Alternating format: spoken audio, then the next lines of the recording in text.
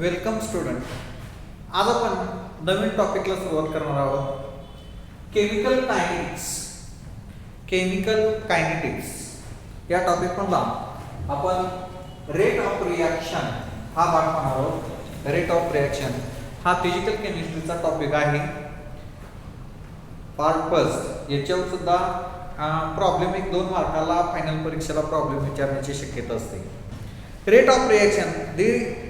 The rate of reaction describe how rapidly the reactants are consumed to form the product or consumed or the products are formed. We know that the reactant reacts with each other to produce product. Reactant reacts with each other. For example, A plus B to give C plus D. Reactant A and B, they are reacts with each other to give corresponding product C plus D.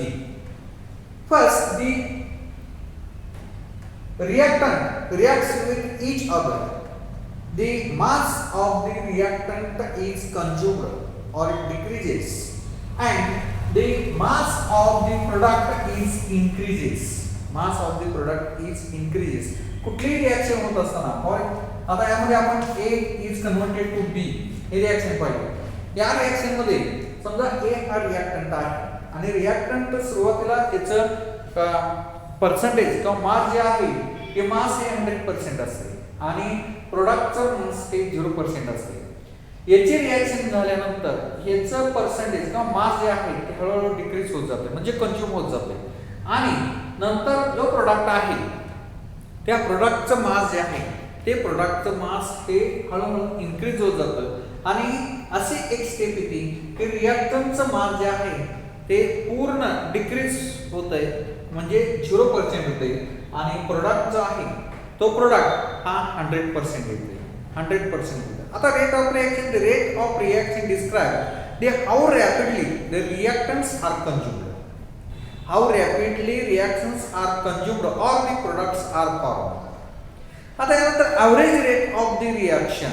What is the average rate of reaction? Average rate of reaction is nothing but the ratio of average rate of reaction. Average rate of reaction, it is nothing but the change in concentration of reactant. Change in concentration of a reactant or product to the time interval or change in time change. This is nothing but the average rate of reaction. Average rate of reaction means the average rate of reaction is the ratio of change in concentration of reactant or change in concentration of product to the change in time or time change. किंवा time interval म्हटलं तरी चालेल. इथं time interval किंवा time change म्हटलं तरी चालेल. Interval are termed as average rate of reaction. Are termed as average rate of reaction is equal to delta C divided by dt. Delta C divided by dt किंवा delta D. Delta T means time. This is concentration. Change in concentration of reactant or change in concentration of product. Change in concentration of product or change in concentration of reactant to the time interval or change in time t, delta t, that is delta C upon delta t. Now for example, consider a reaction. Consider the reaction A is converted to B. A is consumed. A is reacts with each other. The A is consumed and B is formed. आता या reaction मध्ये average rate of consumption of A, average he short मध्ये लिहिले तुम्ही यामध्ये average rate of किंवा consumption आपण म्हणूया त्याला रेट ऑफ कंजम्पशन. आता कंजम्पशन म्हणजे काय की त्याचा जो रिएक्टंट आहे रिएक्टंटचं मास हे डिक्रीज होत असते. रिएक्टंटचं मास रिएक्टंट कुठला आहे ए आहे आणि बी हा प्रोडक्ट आहे म्हणून average rate of consumption of A that is reactant is equal to rate of reactant is equal to आता इथं ॲव्हरेज आहे की ॲव्हरेज रेट ऑफ कंजम्पशन या रिएक्शन मध्ये of A is equal to delta E इथं concentration C म्हणजे delta A divided by delta T आता याचं ॲव्हरेज जे आहे कंजम्पशन होतंय म्हणून मायनस आहे म्हणून average rate of consumption of A is equal to minus delta A और concentration of A divided by delta T. आता इथं फॉर्मेशन ऑफ हा कंजम्पशन ए हा कंज्यूम होतोय आणि बी फॉर्म होतोय म्हणून यामध्ये आणखी एक रिएक्शन ॲव्हरेज रेट ऑफ आता इथं कंजम्पशनच्या ऐवजी formation of average rate of formation of काय फॉर्म होतोय बी फॉर्म होतोय. बी हा प्रोडक्ट फॉर्म होतोय. बी इज इक्वल टू आता इथं प्लस साइन येईल delta concentration of B divided by T म्हणजे टाइम इंटरवल और change in time. This is nothing but the average rate of reactant and product. आता यानंतर average rate of reaction.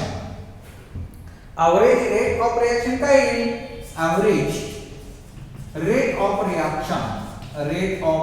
Reaction is equal to minus delta concentration of A divided by delta T is equal to plus delta B divided by delta T, that is change in time delta E. आता यामध्ये decrease in concentration of reactant that is रिएक्टंटचं जे concentration आहे हे decrease होते. Decrease in concentration of reactant and increase in concentration of product per unit time और time interval. The unit is mole per decimeter cube. Mole per decimeter cube. Mole per decimeter cube per second. Mole per decimeter cube per second. This is unit of average rate of reactions.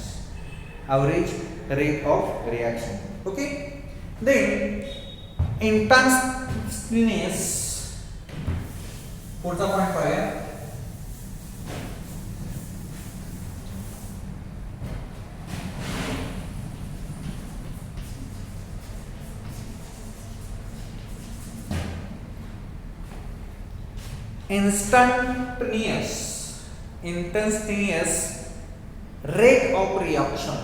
instantaneous rate of reaction. Instantaneous rate of reaction.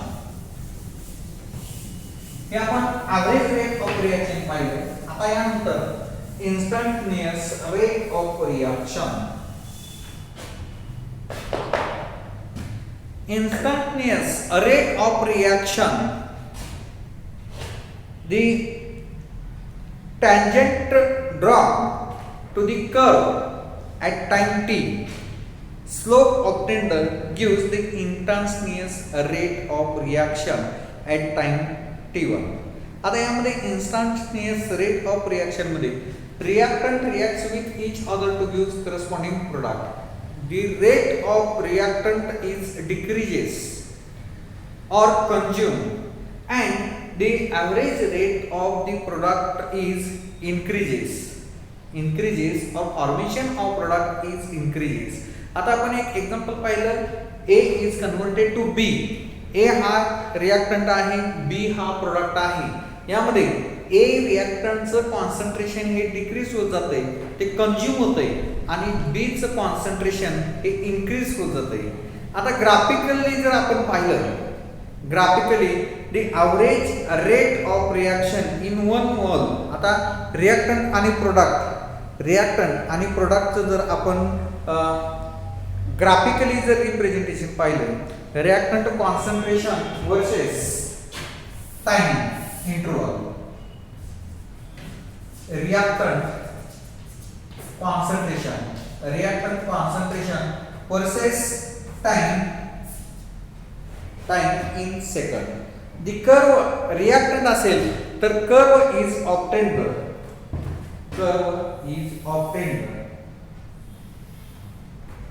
and product T1 म्हणून याला reactant product concentration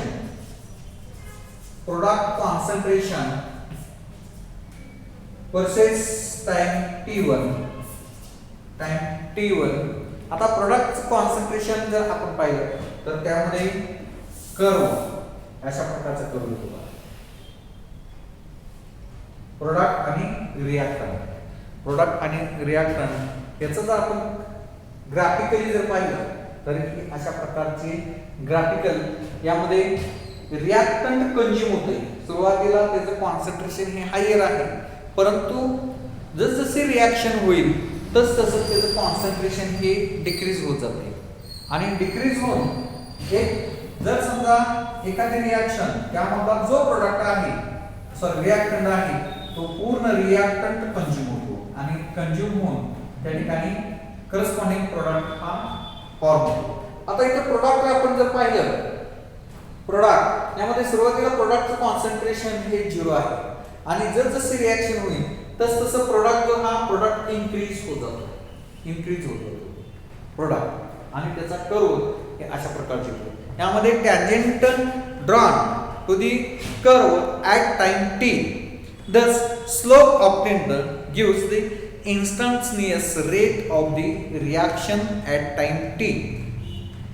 The instantaneous rate of reaction dc upon dt, dc is equal to dc upon dt, that is concentration of reactant to the change in time or time interval rate. The instantaneous rate dc upon dt is represented by the delta. आता ही d च्या ऐवजी it is instantaneous rate मध्ये हा d च्या ऐवजी delta हा use केला जातो. Delta is replaced by r, the concentrated with the instantaneous rate. Delta by derivative dc upon dt in expression in instantaneous chemical kinetic we are concerned with the instantaneous rate for reaction A to B. A is converted to B. आता याच्या अगोदरच जे आपण equation पाहिलं होतं त्या equation मध्ये किंवा रिएक्शन मध्ये A is converted to B. A is converted to B. आता यामध्ये average rate of reaction, instantaneous rate of reaction मध्ये rate of consumption of A at any time t, rate of consumption of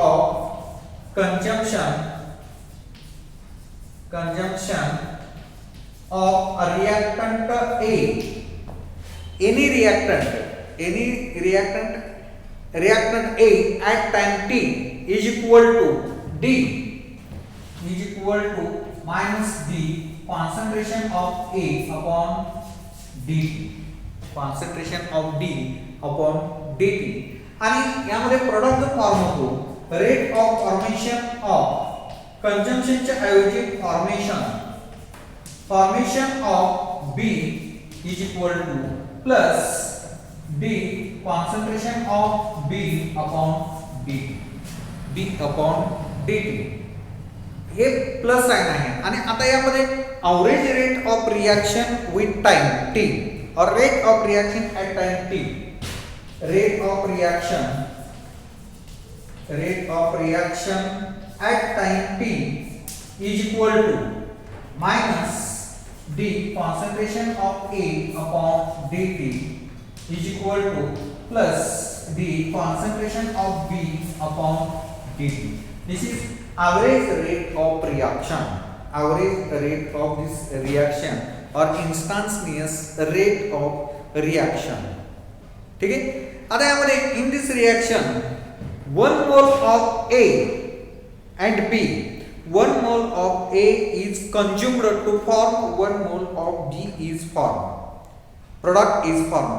म्हणजे जेवढा reactant आहे तेवढाच reactant हा consume झाला आणि तेवढाच प्रोडक्ट हा वेगळा प्रोडक्ट हा फॉर्म झाला, प्रोड्यूस झाला. This is not true for the reaction involving different stoichiometry. Different stoichiometry for example, आता यामध्ये जर आपण एखादी रिॲक्शन इथं जर आपण पाहिले 1 mole of A reactant is consume to gives 1 mole of B is form. यामध्ये सेम स्टॉचिओमेट्री असल्यामुळं 1 मोलच आहे रिॲक्टंट आणि 1 मोल हा प्रोडक्ट आहे आणि त्यामुळं या ठिकाणी 1 मोल कंज्यूम झाला आणि 1 मोल हा प्रोड्यूस झाला. परंतु जर त्या ठिकाणी this is not true for the reaction involving different stoichiometry. जर स्टॉचिओमेट्री वेगवेगळी असेल तर अशा प्रकारच्या रिॲक्शनला त्या ठिकाणी इक्वेशन जे आहे ते इक्वेशन सेम येत नाही, तर ते इक्वेशन वेगळे येते. आता फॉर एक्झाम्पल अशा प्रकारची रिॲक्शन आपण पाहूया की स्टॉचिओमेट्री वेगवेगळे असणारे रिॲक्टंट आणि product. For example A plus B, A plus B हा 3B घेतला आपण to gives A plus 3B to gives 2C. आता यामध्ये डिफरंट स्टॉचिओमेट्रिक कोएफिशिएंट आहे. Stoichiometric coefficient of 3 species are different. तिन्ही स्पेसिसचा डिफरंट हा स्टॉचिओमेट्रिक कोएफिशिएंट आहे. स्टॉचिओमेट्रिक कोएफिशिएंट म्हणजे इथं 1 मोल आहे, इथं 3 मोल आहे आणि इथं 2 मोल आहे. म्हणजे 1 मोल A reacts with 3 मोल B to gives 2 मोल C. 2 मोल C. बघा यामध्ये रिॲक्टंट कुठला आहे आणि A आणि B हा रिॲक्टंट आहे. या रिॲक्टंट 1 मोल A reacts with 3 मोल B to gives 2 मोल C. 2 मोल C फॉर्म झाला. स्टॉचिओमेट्रिक कोएफिशिएंट हे तिन्हीचे वेगवेगळे आहे. याच्यावर याचा रेट किंवा इन्स्टंटेनियस रेट ऑफ रिॲक्शन जे आहे हे लिहित असताना कसं लिहायचंय पहा, वी राईट मायनस यामध्ये B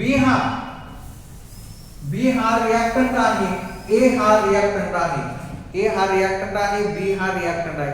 याच्यावर आपल्याला असं लिहिता येईल minus D concentration of B upon dt minus D concentration of B upon dt is equal to 3D concentration of A upon dt. 3 concentration of A upon dt and D concentration of C upon dt is equal to D concentration of C upon dt is equal to minus D concentration of A upon dt minus concentration of A upon dt. With this equal to minus D concentration of A upon dt. Concentration of A upon dt is equal to minus 1 upon 3. आता 1 upon 3 काय आहे? B. Reactant B concentration of D concentration of B is equal to 1/2 D concentration of C upon dt. Concentration of C upon dt. इथे एक लक्षात पहा, यामध्ये reactant जे आहे ते रिॲक्टंट कंज्यूम झाले. A 1 मोल A आणि 3 मोल B हे कंज्यूम झाले म्हणून मायनस आले आणि त्याच्यापासून 2 मोल C हा प्रोड्यूस झालेला आहे. म्हणून याच्यावरून हे जे instantaneous rate of reaction equation हे अशा प्रकारची रिएक्शन जर असेल तर त्या रिएक्शनला आपण A + 3B produce 2C अशा प्रकारची जर रिएक्शन असेल तर या रिएक्शन मध्ये 1 mole of A reactant reacts with 3 mole of B produce 2 mole of C. यासाठी इन्स्टंटेनियस रेट ऑफ रिएक्शन हा -d concentration of B upon dt is equal to 3d concentration of A upon dt and d concentration of C upon dt is equal to -d concentration of A upon dt. याच्यावर आपण अशा प्रकारचे equation लिहू शकतो -d concentration of A upon dt is equal to -1 upon 3 d concentration of B upon dt is equal to 1 upon 2 d concentration of C upon dt. Okay, आता आपण आणखी एक जनरल एखादी रिएक्शन घेऊया. General reaction for example A plus B produce C plus D general reaction आणि त्याचा stoichiometric coefficient A चा A B produce C plus D. This is the reaction A plus B produce C plus D. हे general reaction. आता for this general reaction rate of reaction rate is equal to minus हा reactant आहे. Reactant हा consume झालेला आहे.